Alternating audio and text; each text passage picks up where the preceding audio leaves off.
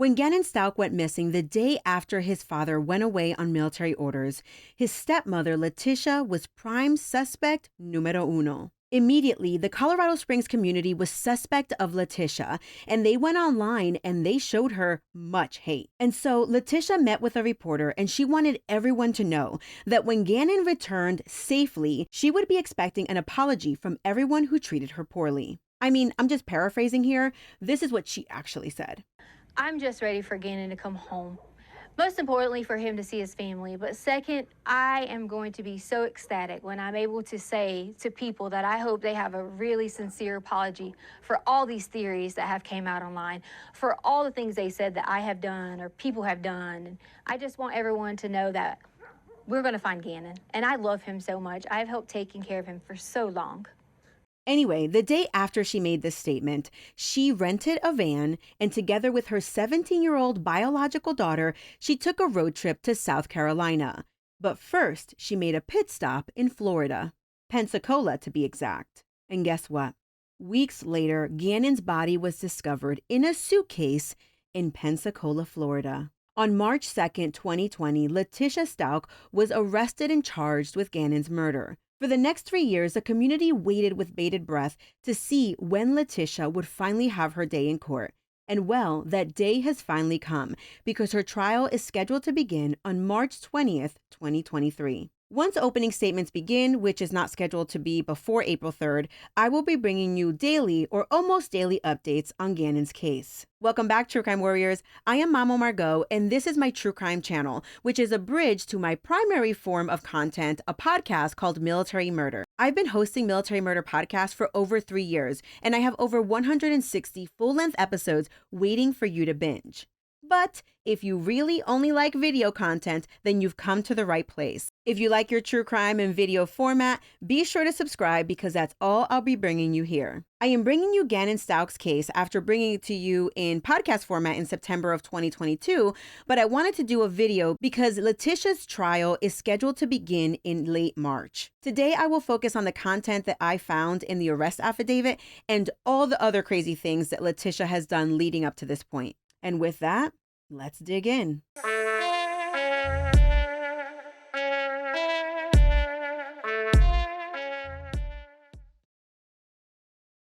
On Monday, January 27, 2020, at about 6:55 p.m., Letecia Stauch, a military spouse, called 911 to report her 11-year-old stepson, Gannon, missing. Letecia reported that Gannon was supposed to be home by 6 p.m., but he hadn't yet returned. The dispatcher told her that she would send someone her way, and then she hung up.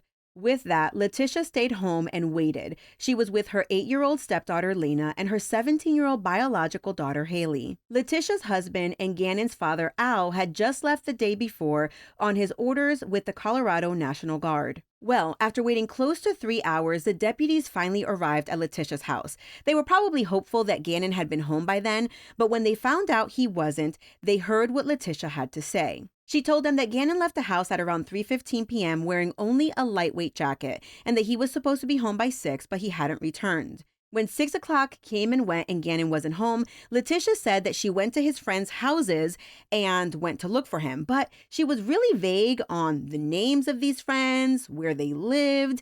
She also said that she sent her 17-year-old daughter Haley to a local park to see if Gannon maybe got caught up there. But she didn't find him. Oh, and one more thing. Letecia said that Gannon's Nintendo Switch was also missing. After taking the report, the deputies asked for permission to search the house. Letecia granted them permission, and after looking around the house and not seeing anything out of the ordinary, the deputies left. While Gannon's case was initially listed as a runaway, the authorities were taking it very seriously, considering he left with a lightweight jacket, it was Colorado, and it was January. And with that, the very next day, meaning Tuesday, Gannon's case had been taken over by the Major Crimes Division. Al, Gannon's dad, quickly came home from his military duty to assist in the search for his son. And when investigators interviewed Al, he was very cooperative. He said that on Saturday, he drove from Colorado Springs to Denver to spend the night in a hotel, and then on Sunday, he left on his military orders. That Sunday, Letecia told Al that Gannon had an upset stomach. He said that on Monday, before he found out that his son was missing at about 3:55 p.m., he sent his son a text message to check up on him to see how his stomach was doing. But that message went unread until 7:40 p.m. Al really didn't know anything else about the situation, except he did have one thing. He thought it was weird that on Tuesday, when his wife picked him up from the airport, she was in a rental car. When he asked her where her regular car was, she said that she parked it at a school because she didn't want to put more miles on her leased vehicle. Police were real suspect of Letecia at this point. First, she didn't know where she searched or the names of Gannon's friends. Second, she said that he stayed home from school sick, but then she allegedly let him go play at 3:15. And third, she got a rental car to go pick up her husband from the airport. With that, they launched a massive search for Gannon, and the Colorado Springs community was active really early on. Missing persons posters of Gannon were all over social media, and the search for Gannon was picking up steam. Hundreds of volunteers went searching for Gannon, including law enforcement professionals, firefighters, and of course, the military community. They searched for Gannon using aircraft, drones, ATVs, and even underwater sonar. While they searched for the young boy, Letecia agreed to come down to the station to meet with authorities like one-on-one outside of her house, right? Because the only time they had spoken to her was when she reported Gannon missing. So she comes down to her scheduled appointment to meet with deputies, and she was a whole 2 hours late. And not only that, when she rolled up in her regular car into the precinct, her car was soaking wet. Just got a car wash soaking wet. Now listen, getting a car wash is not illegal, but getting a car wash within 48 hours of reporting your son or your stepson missing is super suspicious. So Letecia continues her odd behavior. She shows up to her meeting with the deputies and she has like all these like little pieces of paper, like notes. And she's like, hey, can I like reference my notes while I talk to you? And they're like, okay. This is odd, but we'll allow it. And it's during this interview, which mind you is on Wednesday, less than 48 hours from the time that she reported him missing. And now she has a completely different story than what she told deputies on Monday. And this is what she has to say. She told authorities that yes, Gannon did miss school on Monday, but he didn't actually go to his friend's house at 3:15.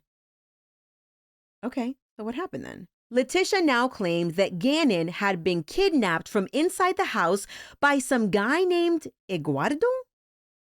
Letecia said that this all started on Sunday, January 27th, when Gannon knocked a lit candle onto the carpet and burned it. Letecia needed to find a repairman on Sunday. And so instead of Google, like the rest of us, Googling how to repair a carpet or who can repair a carpet, she jumped into her vehicle and drove around her neighborhood until she happened upon a construction crew. She walked up to the first guy she saw, which was a guy named Eduardo, and she was like, hey, do you know how to fix a burned carpet? And Eduardo was like, yeah, I sure do. So Letecia gave this man her address and then said, come back on Monday. And then she proceeded to give him the code to her garage. This man who she knew all but for 2 minutes, she gave him the code to her garage. She was like, hey, I might be out of the house on Monday, but just swing by and fix the carpet. Okay, Letecia, tell us more.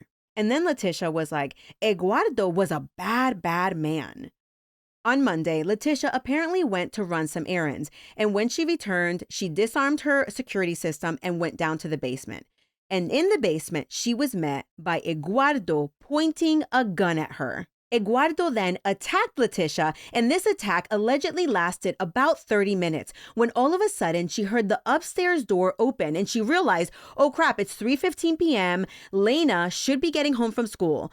And then she says that Eduardo, not wanting to spook anyone, allowed Letecia to go upstairs and take care of the child. Letecia then ran upstairs, told Lena to go outside and ride her bicycle, and then she returned downstairs where Eduardo continued his attack. It was at this point in Leticia's story where she says that Gannon came to her defense because I haven't mentioned this already, but Gannon's room was also in the basement. So Gannon heard that his stepmother was being attacked and he came to her defense. He leaped on Eduardo's back and then Eduardo either swung the kid off his back, threw him or whatever, but Gannon ended up across the room. Then Eduardo took Letecia and started to SA her. At some point, she says that she banged her head or bumped her head or something, and then she blacked out.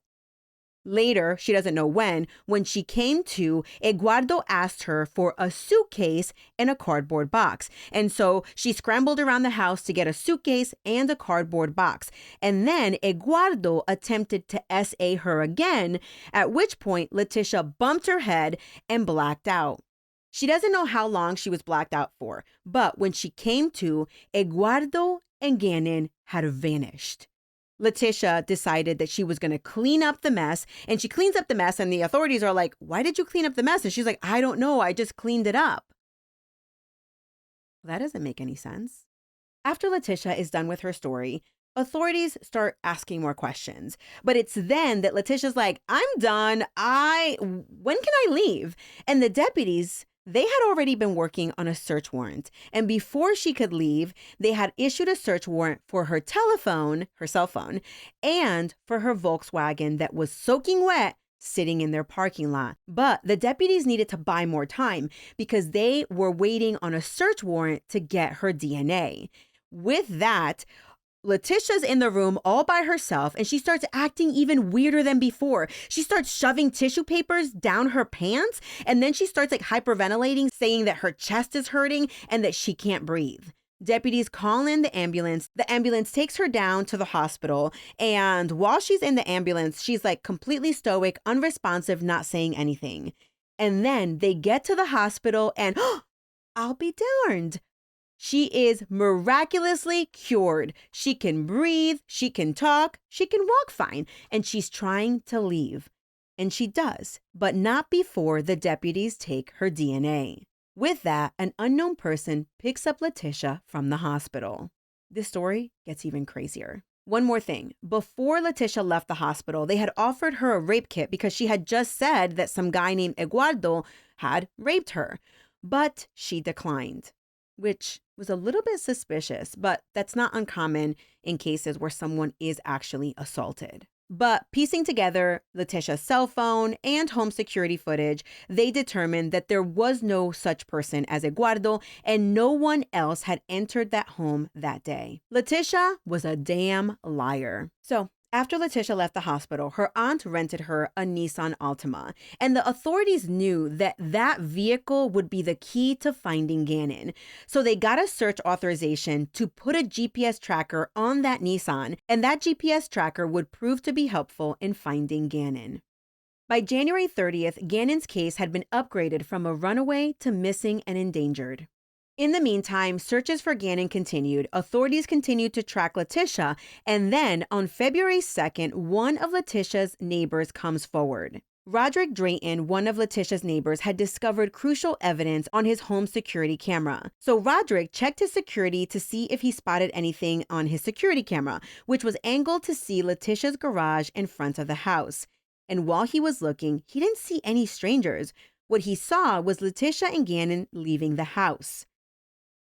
There is some discrepancy if Gannon ever returned to the house with Letecia, but I think this is something that will be worked out in court. Anyway, Roderick brought this evidence to the FBI. During those first few weeks, authorities searched Leticia's house at least 5 times, and what they found was telling. According to the arrest affidavit, Luminol revealed blood in the following areas of the home: in Gannon's room, in the hallway leading to the utility room, in the staircase leading up to the main level, in the pathway leading to the garage, and in the garage. While they were searching the house, Al also pointed out that Gannon's bed was in a different position than it normally was. And when they were searching Gannon's room, they removed the sheet from the bed, and what they discovered was shocking. The mattress was soaked with blood. There was so much blood that it soaked through the mattress, through the carpet padding, all the way to the cement. And then behind the bed, they discovered an electrical outlet that appeared that it had blood on it, but the blood had been cleaned. When they unscrewed the electrical outlet, there was blood inside. Authorities also discovered carpet cleaning brushes in the dishwasher, and they had already been run by at least one cycle. In Leticia's bedroom, they discovered a 9mm handgun that was just sitting on top of a dresser, just willy-nilly, just chillaxing. By early February, authorities had already exhausted all of their interviews. But remember, they had Leticia's cell phone records. They also had the information from her Volkswagen, and they were still tracking her in her rental vehicle. So let's discuss Leticia's phone records. On the day that her husband left on his military tour, this homegirl was on Google searching for other military singles in the area, which, girl, you're not single? What the hell? But anyway, as the weekend progressed, her searches tell you how she was feeling about her life. And let me read you some of her searches. Her searches included, I'm overdoing all the work for my stepkids and their mom doesn't help. Mom advice for stepmom. If you aren't involved in your kid's life, you are shitty. One day, some people will wish they treated you differently. Get this one. Find me a rich guy who wants me to take care of his kids. I know when I was researching this case, I was like, Letecia does not need Google. She needs a therapist and maybe a good friend. Her weird Google searches continued on Sunday, but then on Monday after midnight, so this was before Gannon was reported missing, that Monday, like around midnight, she starts searching for how to fix a burned carpet. And also she wants to know what the Colorado laws are for kids missing school. And then at 4:37 p.m., Letecia text messages her boss to let him know that her stepfather was killed when he was hit by a car. She then asks to have the day off, and of course, her boss says yes. 3 minutes after she sends this text message, she is Googling suede repair for carpet. Later that morning, Letecia contacted Gannon School and said that he wouldn't be at school that day, and so they marked him as an excused absence. 8-year-old Lena arrived at school on time, and 17-year-old Haley arrived at her job at Massage Envy. So that morning, it was just Letecia and Gannon at home alone. At some point that morning, Letecia took a picture of Gannon laying in bed, and nearby was his Nintendo Switch. At 10:16 a.m., a neighbor's security camera catches Gannon and Letecia leaving the house and jumping into Al's car, which is a Nissan Frontier. Then the vehicle leaves. Now, break, something that was definitely odd on this particular day, besides everything, was that Letecia left her phone at home that day. So she locked it at 9:56 a.m. and then she didn't unlock it again until 2:45 p.m. Now, this was rare because Letecia was on her phone all day, every day. But for some reason, she left it at home this particular day. Anyway, Letecia and Gannon drove to a local Petco that was about 30 minutes away, and she made a purchase at about 11:22 p.m. And then for 2 hours, people don't really know, or at least they didn't put it in the arrest affidavit, but we don't really know what Letecia was doing. But then 2 hours later, she is caught on Petco security footage again, walking into the Petco. Anyway, let's fast forward a little bit, and Letecia is seen driving back into her home in that Nissan Frontier. Now, she's at the house. We're all assuming that Gannon's at the house. It's unclear from the security footage, but Lena arrives home at about 3:15 p.m. When authorities catch up with 8-year-old Lena, she says that when she got home that day, her stepmom told her that Gannon was sleeping, and then she ordered her to go outside and ride her bicycle. And Lena did. At about 4:42 p.m., Haley got home from work from the Massage Envy. For some reason, she picked up Lena, and then she went to the store. Her mother then text messaged her a few things to pick up at the store, including trash bags, vinegar, and baking soda. Later that night, as we know, Letecia reported Gannon missing. And then at 4:15 a.m., Letecia was Googling how Colorado Springs basically investigates missing persons case or runaway cases. 20 minutes later, she's searching online for airline tickets. And then a few minutes after that, she starts text messaging Gannon's babysitter. It's just all very strange, y'all. But it gets even stranger because at 8:30 p.m., Letecia drives her Volkswagen to the Colorado Springs airport. She then rents a vehicle, which is a Kia, some sort of Kia or something. She rents a vehicle. She text messages or calls her daughter and tells her to pull her daughter's car into the garage, and then she happily goes to pick up her husband at the Colorado Springs airport. Later that day, Letecia starts to Google CarNet Volkswagen, which, by the way, I had to Google this because I didn't know what CarNet Volkswagen was. And CarNet Volkswagen is the tracker that is installed in all or more recent Volkswagens that kind of tell you where the Volkswagen goes and is like the memory, the brain of the vehicle. But it also does have a GPS tracker inside. And it was through using this CarNet in the Volkswagen that authorities are able to track Leticia's next steps. That night, Letecia leaves the house, which I'm not sure what she told her husband or whatever, but she ends up leaving the house. She returns back to her Volkswagen, and then she makes a few pit stops. That night, Letecia returned to her Volkswagen, and she drove to a few different places. She went to a gas station near Rangewood Drive and Woodman Road. She was idle there for about 10 minutes, and then she drove to Highway 105 near Monument. She drove in circles, and by 9:07 p.m., she was back on I-25 heading to Highway County Line Road. She was in the vicinity of Highway 105 and South Perry Park Road for a hot minute, eventually leaving at 9:45 p.m. By 10:15 p.m., Letecia was stopped at the Starbucks near Briargate, and that's where she connected to the Wi-Fi to call her daughter. Then she sent a cryptic note to a detective working Gannon's case. It read, "What do you want from me? Because I have nothing. One of your very own leaked to me what you guys were doing. I did nothing and or am being set up. I'm not even sure other than being told that by another blue with El Paso. I was told I couldn't go home to sleep, and on top of that, men were sent to my house with a minor female, and she was forced to stay there, not to even leave for food." Every conversation that said, even at this moment, I can hear inside, "What do you want from me?" What in the world? Just a reminder, this conversation is happening about 24 hours after Letecia reported Gannon missing. It was then that the investigator was like, "Listen, why don't you come down and chat with us face to face tomorrow?" And that's what she did. And that's with the whole tissues and the "I can't breathe" and the "I gotta go." That's when that happened. After this text message exchange with the investigator, Letecia then drives her vehicle to the Massage Envy. Mind you, it's like 11 p.m., so it's clearly closed. Her daughter then comes to pick her up. She leaves the Volkswagen at the Massage Envy, and then they return home, getting there a little bit before 1:30 in the morning. But Letecia doesn't get much sleep because by 9 a.m., she's back at the Colorado Springs airport turning in her rental vehicle. Her daughter then drives her to her Volkswagen, which is parked at the Massage Envy. And then Letecia gets her happy self into her Volkswagen and then drives it through a car wash.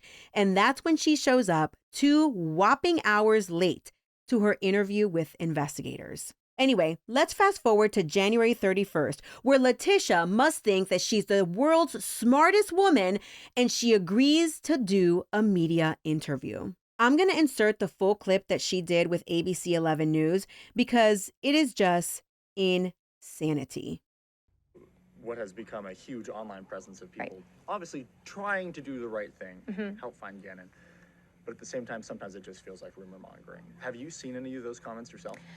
We have. And see, that's one of the main things we haven't been around in the public eye because I didn't want to expose my family to it if all these things were going on. You know, there was comments about Gannon getting pushed off the hike, and there was comments about this, and that's just not true. I took care of Gannon for the last 2 years in our home because his mother didn't want to do it. And I would never, never, ever hurt this child. And I know there's some questions out there about, okay, so tell me what happens. That's up to the investigations when they end up letting you guys know, but I've cooperated with them, even to the point that we were held with a gun, and my daughter, a 17-year-old who serves our country in the United States Air Force, who has never committed a crime or done anything wrong in her life, was put in handcuffs over the keys that was in her purse so they could take her car. And they weren't in there? They weren't even in her car, in her purse. And they were in my pocket. You originally didn't even know it was the law enforcement officers? I didn't know it was a law enforcement officer because when he came out, I guess he was putting his jacket on, and it wasn't necessarily his fault. He was adjusting and happened to catch me. But I saw the gun, and I panicked originally and kind of thought, oh gosh, who's this guy? And then once I realized it was the sheriff's office, I was totally okay, but they still had a gun and told me they were going to shoot me.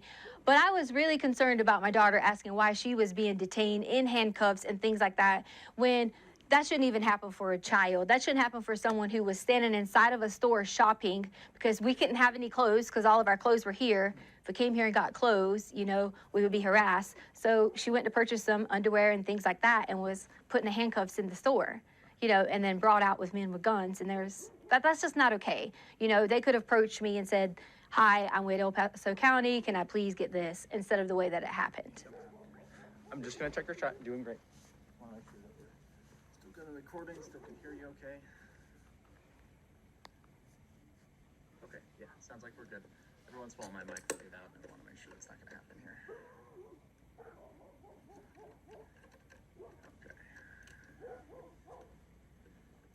All right, and then, oh shoot, I put that on. It almost feels like, to me, like kind of a pitchfork mentality with people. Do you feel safe in Southern Colorado? Yes, this is a wonderful neighborhood. We picked this neighborhood because it felt like such a great community and the school district's great. And so I really feel safe in Colorado Springs. But then the community seems to have turned. Is that true? There's a lot of times that, you know, on the Ring Gap and things like that, we hear of like a burglary every day. And, you know, some of those things you can't always look into and think that it actually happened. You have to kind of like wheedle it out. But overall, the community is really good at looking out for each other and coming together in times of need. I should try and clarify here. Not necessarily crime rates, but the way that people are reacting online to rumors about you with the search. Oh yes, wow. The rumors have gotten so bad. I pretty much have been told at least 10 different ways that these people have these conspiracy theories. I guess they watch a lot of law shows and maybe they have all these theories on how Gannon is dead. And that's what they're saying. So I'm like, why are you saying Gannon is dead? He is not dead. We are going to find Gannon. And that's the main goal that we all have, my family has. Just because you haven't seen us, we have that same goal, and we've been out searching. My aunt has been out searching. My family has been out searching. We all have been doing that together so that we could protect each other. How does it feel when not only you have a lost child who you are in care of, but then people blaming you for that child not being there? You know, I'm just ready for Gannon to come home. Most importantly, for him to see his family. But second, I am going to be so ecstatic when I'm able to say to people that I hope they have a really sincere apology for all these theories that have came out online, for all the things they said that I have done or people have done. And I just want everyone to know that we're going to find Gannon. And I love him so much. I've helped taking care of him for so long. Can you talk to me a little bit about him? I don't know him. Gannon is so kind, and he loves to play video games. That's one of his favorite things. He loves Sonic and Mario, and you know, he's always helpful, and he was always so helpful with the dogs around the house, and we have 2 little cute dogs, and he was always like a person I could say, Gannon, can you go do this? And he would do it right away. You know, sometimes with kids we have to remind them and things like that, and that's okay, but he was so sweet and able to help anyone. He could notice when you're sick and say, are you okay? And such a kind heart. I know you just said that you can't say anything about the investigation, so you can just say so again if you can't answer this, but is there anything we can hear about the hike? Was there a hike? That just seems like rumors right now. You know what? Could we bring my daughter up here? Because she can go and say that, you know, she came home from work after the hike and she can verify that Gannon was at our home. Okay, yeah, that's fine with me. If she doesn't want to, that's okay, but you're allowed to ask her. Is that an okay so far? Yes. I need Harley. Because they want you to verify was Gannon at home after the hike. Because you didn't go to the hike, but you came home from work. Do you want me to just say yes? No, just answer the question. Yes, you came home from work and you can verify Gannon was at home. Yeah. I told her she didn't have to be too in-depth because she is still, you know, a child. But I want to make sure that someone knows that there's another person to verify that Gannon. Sure. Does she need to hold this? No, that's as long as she's close. Close. So just stay close. And yeah, actually shift a tiny bit that way. Just ½ inch that way. Okay. Perfect, okay. And then, can you say and spell your name for me real fast? Harley Hunt, Harley Hunt, Hunt. Perfect. And so just don't look away from her because the mic's not that way, so you don't have to like face down into it, but Okay. just don't look away. I was just asking about the hike. Yes, so I came home later that evening. I was at work, and I can verify that he was there that night.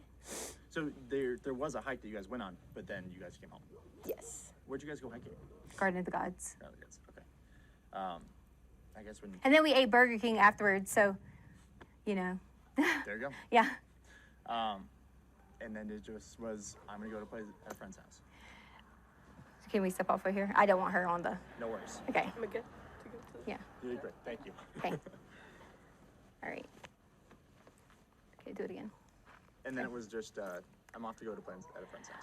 Unfortunately, I'm not able to like comment on that anymore, and for that reason is because some things have been turned and twisted, and you know that was one of those stories you were talking about where people say things. We had to hear things like who would let their child go out at dark and things like that, and that's just why I don't want to answer that. If I had to give, I'm not gonna say that part. That's okay. Never mind. That's right. I could take that out. I understand that it gets tricky with Yeah. legal stuff. Do you feel like I asked you what I need to? Do you feel like this is going to help kind of turn the tide of what feels like a witch hunt, in my opinion? I hope. Am I on camera now? You are okay, still. Okay. I think that a lot of people can see that I'm not missing and see that I am being cooperative. But to me, it's okay that they think those things because the way someone thinks about me, I don't have a problem with that. My main thing is I would never want someone to think that I would hurt Gannon or any of the children in our home because that's just not the case. I've spent my whole entire life working so hard in education. There was even things online that was talking about my education license and I shouldn't even be a teacher. And they just didn't know that. Like we moved on a military move and I didn't finish out my contract, so I gave up my license in that state.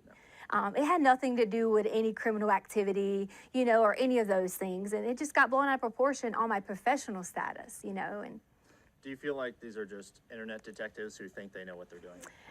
it definitely is. And, you know, here's the thing that kind of saddens me. It's like if you're going to talk about someone like that and have a witch hunt out for them, why would you even care, like, about doing those things? Because this is a child. You're telling me that you're just as mean, you're just as hateful to talk about someone else like that. That's how I feel. Like we just should not, we should all come together and wait until the end and see what happens because Gannon's going to come home. Any message for Gannon? The message for Gannon I have is, Gannon, when you get here, you'll be able to truly tell what happened. And then I really hope I get a sincere apology from everyone who has made all those things, especially from my husband.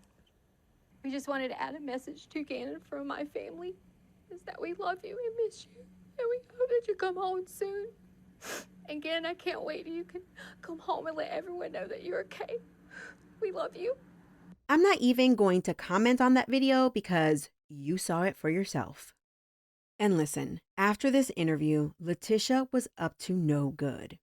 After this interview between 4 and 5 p.m., Letecia returned to that area near Highway 105 and South Perry Park Road where she had been idling the night prior or 2 nights prior, and she was there for about 45 minutes. And then she went and rented a budget rental van, and on February 1st, together with her daughter, they went on a road trip, a 24-hour road trip to Pensacola, Florida. Well, Letecia, you were just on national television talking about you're not missing, you're not going anywhere, yet here you are making a suspicious van rental and then going on a 24-hour road trip without, by the way, telling anyone. You's a damn liar, Letecia. Anyhow, Letecia skips town and the investigation into Gannon's disappearance is heating up. I mean, it is already piping hot because it's during this period that the cell phone records are finally coming back, and also the luminol testing that had been conducted was coming back, and all the blood in the house belonged to Gannon. So it wasn't looking very good. By February 4th, Letecia and her daughter arrive in Pensacola. She ends up renting a hotel room, but she doesn't stay very long before she road trips to South Carolina. The next day, February 5th, 11-year-old Gannon had been missing for a week. And this is when his father, his mother, and his 8-year-old sister go on national television to plea for Gannon's safe return home. How do I describe my G-man, my Gannon? Gannon's my hero. I love him so much. He's not only my hero, he has multiple people that call him his hero as well. He has so many family members that just look up to him at such a small age. He's full of life. He's happy. He's energetic. He loves sports. He loves Sonic. He loves going outside, playing with his friends, his sister, his neighbor, especially Braden. This neighborhood basically gives you a true example of who my son is. Everybody coming together, all the smiles that people have. This is why I have hope, because I feel it. This is Gannon truly speaking to our community. Gannon he loves blue, he loves Sonic, he's into coding, he loves riding his bicycle with his sister, and I know that he's missing that right now. He holds his job as being Big Bubba very important, and for him not to be able to talk to his sisters has to be hurting him. This week has been awful. It's been more than a roller coaster ride. It's been more than emotional mess. I don't even have answers for my feelings other than I'm afraid. I'm afraid that I will never hear his voice, that I'll never hear him run and say, "Mommy," that I'll never hear those corny jokes that he always tells every single day. He has to tell me a joke. He looks forward to telling me something silly. And I'm afraid that I may never see that again or hear it. I don't want to believe that, because that means that I'm giving up hope, and I'm not giving up hope because my son is full of hope. So I'm urging anyone that has any leads, credible leads, if you're too afraid because you know something, a kid just doesn't disappear and no one sees him. It's not how this works. So if you have anything that's credible, if you're afraid, don't worry about it. Imagine my son, how afraid he is. Imagine how afraid Gannon is. So please call, please write. If you need to have someone else to do it for you, please do. Because my son deserves to be here. He deserves to be here. Please call the El Paso Sheriff's County and let them know. And I thank you guys, the community, for what you've done, because this is Gannon. This is who he is. And I thank you guys so much. When Gannon was born, he weighed only 1 pound and 6 ounces, and even today, he's still our miracle child. He still is, and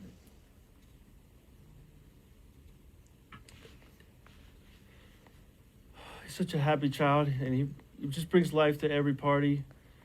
His smile, even today, is keeping us going. His infectious smile brings me joy every time I think about it. The past 8 days have been, as Landon said, a roller coaster of emotions. Sometimes we jump in for joy because we get an information that we might think is a break in the case, and then the next minute we get we see something or get information that just breaks our heart into a million pieces again. But through all this, just know that your thoughts and your prayers and your messages, keep them coming, because even if we don't respond, we are receiving them, and that has given us strength to get through this. And I do want to say I'm so proud of Lena, my little baby girl here, and of Landon, my children's mother. They've been so strong through this, stronger than I would have ever thought that I could have ever been, and I'm getting strength from them as well. As I said, please keep sending your thoughts and your prayers, because we are receiving them. And if you have any information at all that could help, please reach out to the El Paso County Sheriff's Office with only credible information, but any information that you think may help. Thank you so much. Your turn, baby. I love you, Baba. At some point after this national plea to bring Gannon home, Letecia, who basically had all these reporters on speed dial, she contacted a reporter and made a statement. And it was a long rant, and I'm not going to include it here. She basically started out with saying that she was being bullied online and yada, yada, yada, wah, wah, wah. But then this is what she had to say about Gannon actually being missing. She wanted to explain something. She said that on Saturday, when her husband left town before Gannon went missing, Gannon was in the garage and he cut his foot. When he cut his foot, he was bleeding, of course, so she sat him on the edge of the car and she bandaged him up. She said that on Saturday they went for a hike, and then on Sunday, her and Gannon went shopping. Letecia wanted to explain that she was a little bit confused because she said she was extremely cooperative with the detectives and she had given them descriptions of Gannon's friend that he had left the house with. I'm assuming she's talking about Eduardo. I have no idea what she's talking about at this point. Letecia then ends the note by pleading to anyone who had seen anything suspicious around her house around the time that Gannon went missing. She begs them to come forward to authorities. By mid-February, this is when the CarNet information from the Volkswagen comes back to authorities, and this is when they finally realize what the hell was Letecia doing near Highway 105, and why was she idling in that area so long, like especially on those two particular times. So with that, they have a search party in that area to see if maybe they'll find Gannon or anything connected to Gannon. Now, I should mention that searching this area is extremely hard because it is January or February now, and it is snowy in this area. It's also known to have bears and other wild animals, but they don't care. They're going out there to search. Also, it had just recently snowed. So the thing is, while they were searching this area, they never found Gannon, but what they did find was a piece of wood that had blood on it. They ended up sending it for testing, and the blood belonged to Gannon. What the hell? Now, in an investigation, there's always tons of moving pieces. So while they're searching for Gannon near Highway 105, they ask Al if he'd be willing to record any telephone conversations that he has with Letecia. And Al was like, yes, I will do anything because he wants to find his son. And so then they start recording the conversations. And it just so happens that on February 13th, Letecia calls Al. And this is what she has to say. On this particular day, Letecia called Al to be like, listen, Al, let me explain why there was blood on the wall in Gannon's room. What say ye, Letecia? The media hadn't even reported that there was blood on the wall. What are you talking about, lady? The next day, on Valentine's Day, Letecia comes at Al with 4 different versions, no kidding, 4 different versions of what happened to Gannon. Are you ready for this? Version number 1. She says that while she was filing the missing persons report when the deputies are at her house, she says that the abductor was still in the house. Version number 2. She was essayed by some guy named Quincy Brown, and Quincy was the one who abducted Gannon. She told Al that she knew the perpetrator's name because when he was leaving, he dropped his ID card. Oh, and it should be noted that Letecia then sent Al a picture of Quincy Brown. Version number 3. Her and Gannon were driving along the road, just beep-bopping along, when there was a man named Quincy Brown laying across the street. She stopped to see what the hell was going on, and that's when Quincy Brown popped up, forced himself into the vehicle, drove them back to the house, and then essayed Letecia. And version number 4.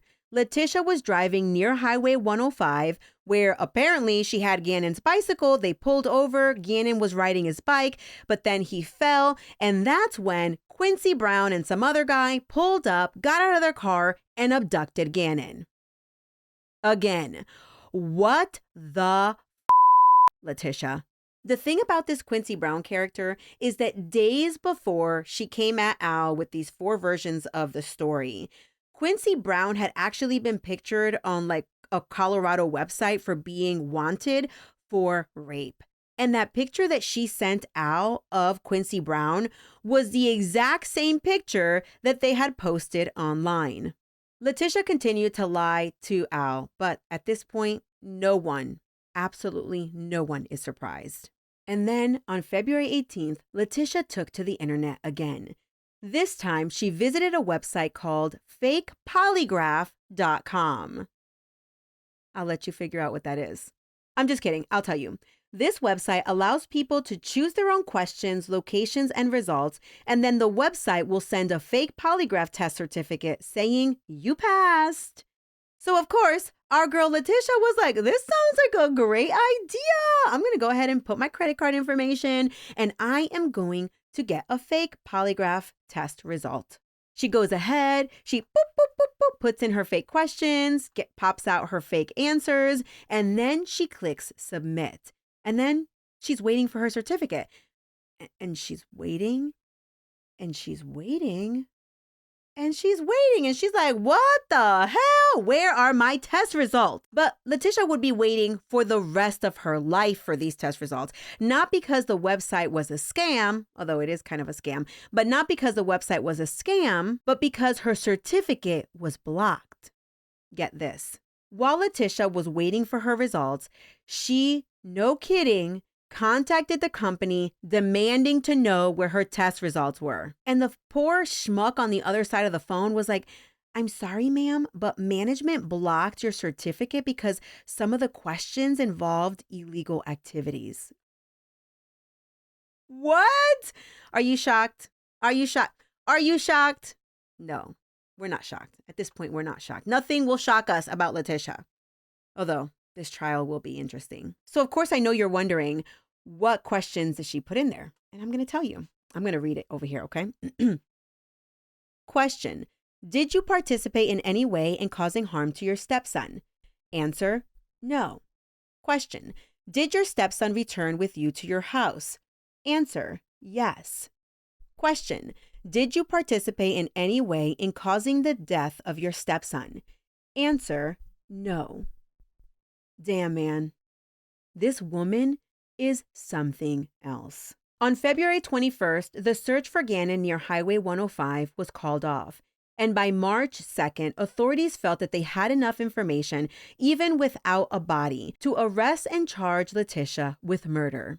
Because this case was so big and hot in the media, the initial search warrant was sealed, and Letecia was arrested in South Carolina on March 2nd. But Letecia, ever the drama queen, did not go quietly, because it is reported that on her way being transported from South Carolina to Colorado, she wiggled her way out of her handcuffs and attacked the escort. So you're probably wondering what Letecia had been charged with. Letecia had been charged with first-degree murder of a child under 12, 1 count of child abuse resulting in death, 1 count of tampering with a body, 1 count of tampering with physical evidence. After Letecia was arrested for Gannon's murder, this is what Gannon's family had to say. Or correct mindset to be even standing up here, but if I had to say one thing, that when he said Gannon is no longer with us, I'd have to say Gannon is with us. After the stories of people from all over the world, he's not only my hero now, he's the world's hero. So I think the community, the positive support from a state that I've never visited other than 2 or 3 times, I'm astounded by the amount of love that's not come from me. It's came from my boy. And never thought I'd be standing here. It was a nightmare. I've had to put trust in the people I don't know. Today, I got the worst news and the best news. Obviously, we know what the worst news is, but the best news is that justice will be served. And I'll make sure that justice is served, because my boy did not deserve any of this that has happened to him. So I urge media one more time just to hold off on questions until we know that this person, the stepmom that I even trusted, that she will pay 100% for this heinous thing she done.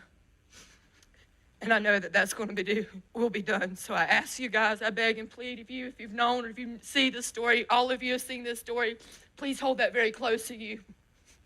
Because I want to live this earth knowing that justice was served for my boy. And I know that you've seen pictures, you've seen stories, you've seen my little man. He is truly my hero. And I'm gladly giving that to you guys too, that he can be your hero. I've heard stories of people that have not prayed in years, that have finally fell on their knees to pray. And I know where my son's at, without a shadow of a doubt. So many families have been brought closer together because of this. I know my boy is special, and I've told my people and my family and friends that Gannon has a testimony, that Gannon has a story. He's special. And this is his story. So make that story magnificent, who my child is. And I'm putting my trust into you guys to do that. So thank you for allowing Gannon to be your hero and sharing him with us. No one was surprised to learn that a week after Letecia was charged with murder, Al filed for divorce. He said he wasn't giving her a damn thing. I mean, he was nicer about it. And he also was like, I want my puppy back. It would be another few weeks before the world knew Gannon's true fate. On March 18th, 2020, a worker found a suitcase in a marshy wetland under the Escambia River Bridge near Pensacola, Florida. Inside the suitcase was a fully clothed Gannon wrapped in a blanket, and also inside the suitcase was a pillow. An autopsy of Gannon's body revealed the following: a fractured skull, a gunshot wound to the lower jaw, 18 sharp force injuries to the chest and back, defensive wounds on his hands, including cuts on his hands and arms. His cause of death was a gunshot wound, but he also suffered blunt force trauma to the head. 2 days after Gannon's body was discovered, additional charges were lodged against Letecia. In combination, they included 2 counts of first-degree murder, 1 for murder, the other for murdering a child under 12, 1 count of child abuse resulting in death, 1 count of tampering with a body, 1 count of tampering with physical evidence, and 8 enhancements of a crime of violence, 2 for using a firearm, 2 for using a blunt instrument, 2 for using a knife, and 2 for fleeing the scene of a first-degree murder. It has been 3 years since Gannon's body was discovered, and the court case against Letecia is just about to get started. But listen, in the last 3 years, our girl Letecia has not been silent. In August of 2020, Letecia wrote a letter to the judge claiming that she was not happy with her defense team. She claimed her innocence, she claimed she was being abused by jail staff, and she claimed she was being wrongfully persecuted for being a soldier for Christ. After a competency hearing in September of 2020, Letecia was found competent to stand trial. Her attorney was like, no, try again, but in January of 2021, the results were the same: competent to stand trial. In February of 2021, Letecia wrote another letter to the judge, this time, again, complaining to the judge about her trashy attorneys, but requesting to represent herself.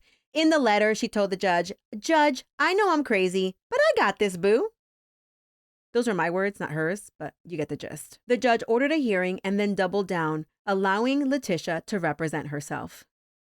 It's a little bit kind of funny, if you ask me. But Letecia was just gaming the system, and in April of 2021, she was like, Your Honor, I'm just kidding. Any chance that I can get a different public defender? This woman is something else. All right, so let's fast forward to 2022, and Letecia pled not guilty by reason of insanity. The results took months to come in, and then in August of 2022, the results were in, but they were kept private. Her defense attorneys were like, no. Let's do it again. And they did. And honestly, I don't know what those results were. I don't think the public knows, but I know they must have come in by now because just recently, the judge set trial to begin on March 20th. Now, opening statements are not to begin any sooner than April 3rd. But anyway, I'm assuming that she came back to not be insane or whatever. We shall see. Seeing how erratic Letecia's behavior has been from the start, it will be interesting to watch her demeanor and her behavior during the trial. And ultimately, the question is, will Letecia testify in her own defense? I don't know. Once opening statements begin, I will be following the case pretty closely, and I will try to bring you daily updates on what happened at trial. All right, everyone, thank you for joining me in this video. And if you're interested in more updates about this case, make sure you click subscribe. Also subscribe if you're into all things true crime, specifically military connected. And with that, I'll see you in my next video. Bye.